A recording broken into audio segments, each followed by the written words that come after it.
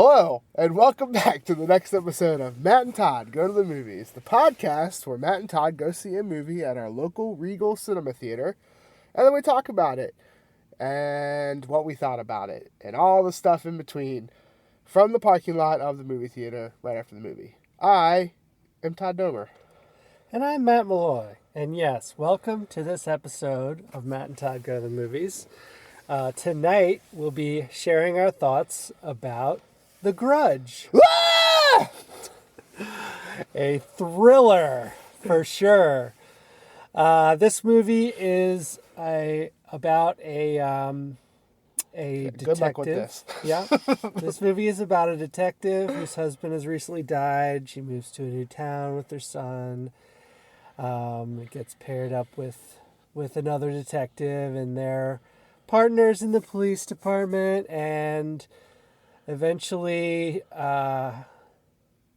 there's a crime that they investigate and find out that there's some evidence that ties it back to a previous crime that her new partner has investigated. And that crime took place at a house. And the house becomes sort of the focal point for the movie. There's been a few different crimes committed in the house. And the rest of the movie is really spent with her trying to kind of figure out what's going on. Is the house haunted? Is there some supernatural thing happening? Is it a series of murders that can be explained through ordinary means? And that's the setup for the movie. So That setup made more sense than the movie. yeah, yeah, I think I agree with that. May have been even wrong, but anyway, that's what I took from it. What did you think, Todd? Well, I will preface all this by saying that I've never seen any of the Grudge movies. This movie, I think, attempts to connect to the second Grudge movie with Sarah Michelle Gellar. Because the first Grudge movie was a Japanese movie, and then America was like, we want your things. So they did their own Grudge movie with Sarah Michelle Gellar. This one attempts to connect to that one, I believe. I could be wrong. It opens in Tokyo, about a woman leaving a house. And I'm led to believe that somehow connects to the Sarah Michelle Gellar one. So, I don't know, somewhat kudos to them for trying to connect this to something else instead of it just being on its own. That's about the only good thing I can say about this movie, is that they attempted to connect it to something that was probably way better. I don't know. I never saw it, but I remember The Grudge being at least kind of widely liked when it came out, at least if you're into that kind of stuff. I'm not really a horror guy, so I already was feeling quite negative before we saw this movie. But this movie sucks, and it sucks hard. I mean, it is just really bad. It is poorly acted by the main actress, who's the main character. I mean, you split time between many different characters in this movie, and every time we're on one of the side characters, I'm like, this is a little bit better. Then we come back to this main woman, and I'm really wishing we were anywhere else anytime we spent with her. The script is horrible. The story makes no sense and is also horrible.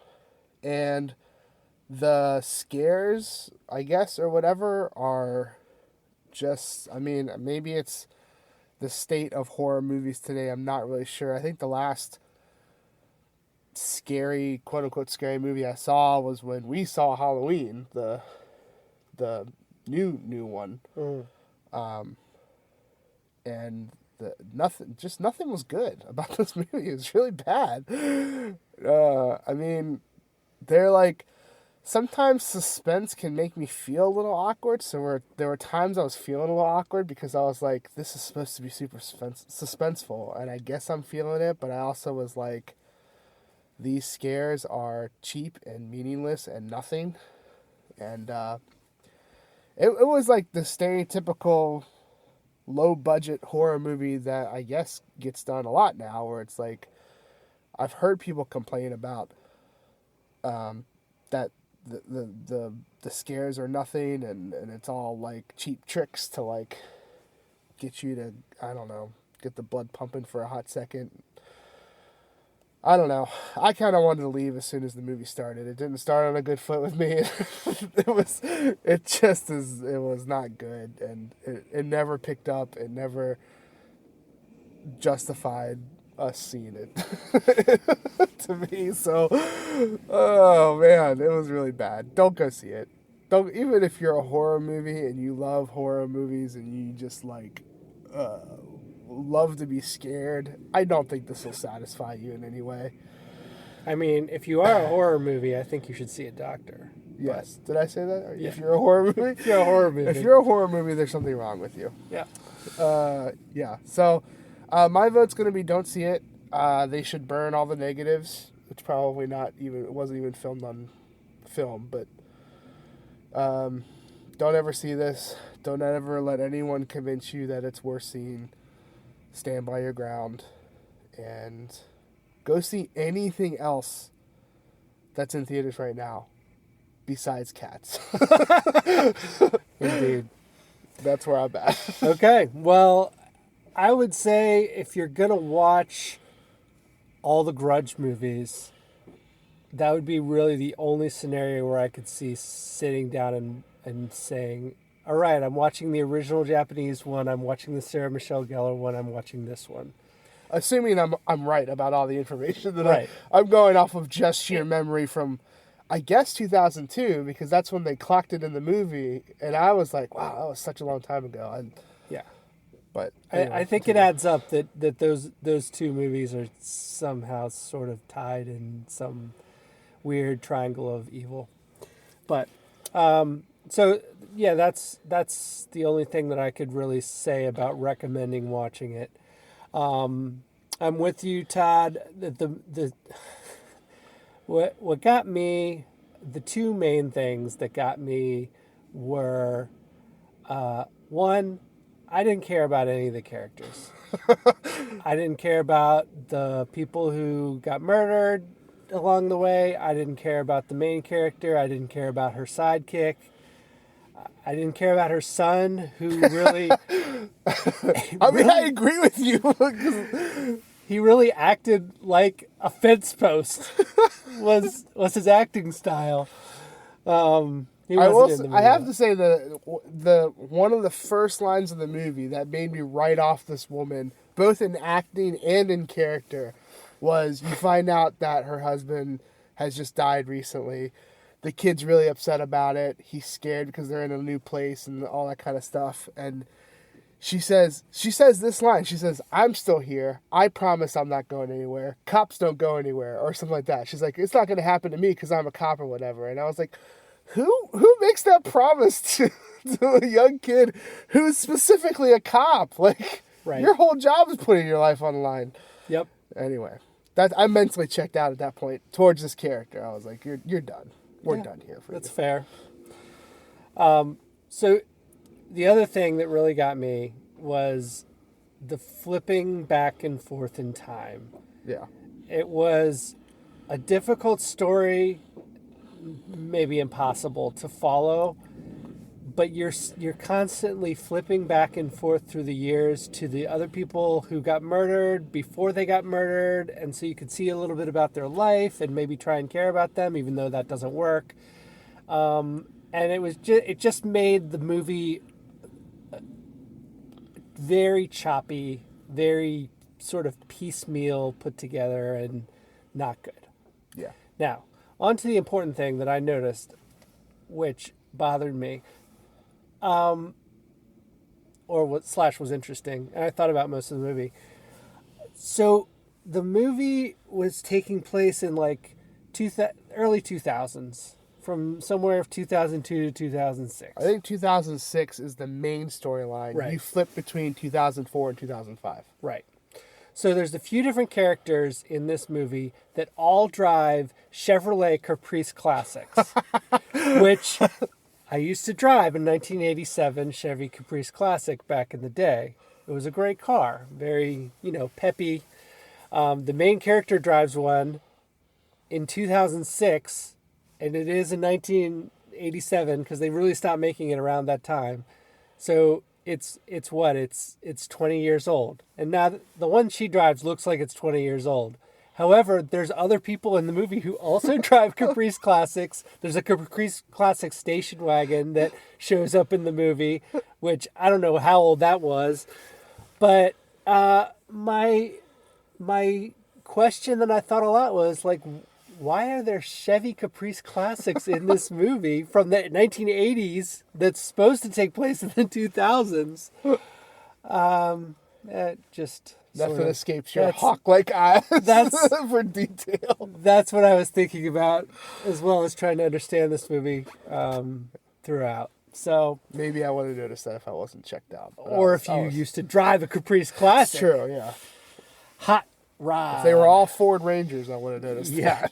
True story. So my closing thought is not a good movie. Don't see it. Unless you're wanting to watch all the Grudge movies, then you have to watch it, and I'm sorry. Yeah, you're under an obligation, and you're going to hate yourself in the end for it. But right. How many how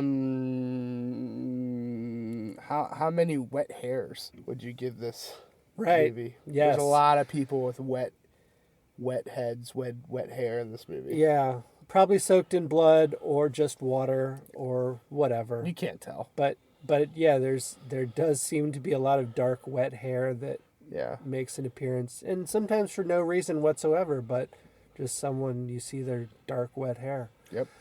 So I'm going to give it 0.8 dark, wet hairs, mostly because they featured so many Caprice Classics in the movie. It took you down memory lane. Yeah. I'm giving this a 0.3. Okay. And it only slightly beats Cats because I can see myself, if I had to choose between Cats again and this movie again, I would watch this movie again because it's shorter.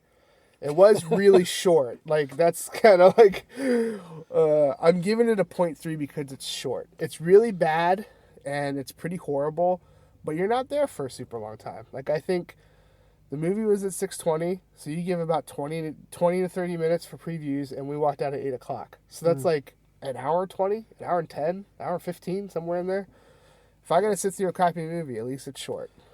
That was the right choice. Edit that baby down to, well, whatever you did. I can just imagine someone in the editing room was like, well, this doesn't make sense. Let's just cut it down to the bare minimum and then push it out. Yeah.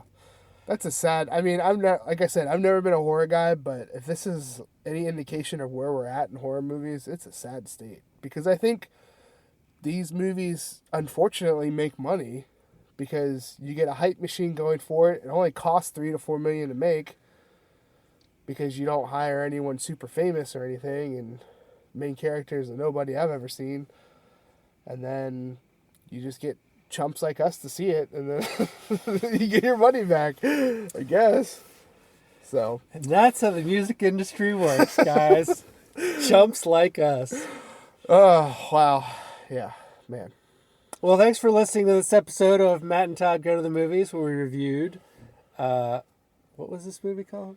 The Grudge. Oh, The Grudge. Sorry. I've checked out. I was thinking about Chevy Caprice Classics.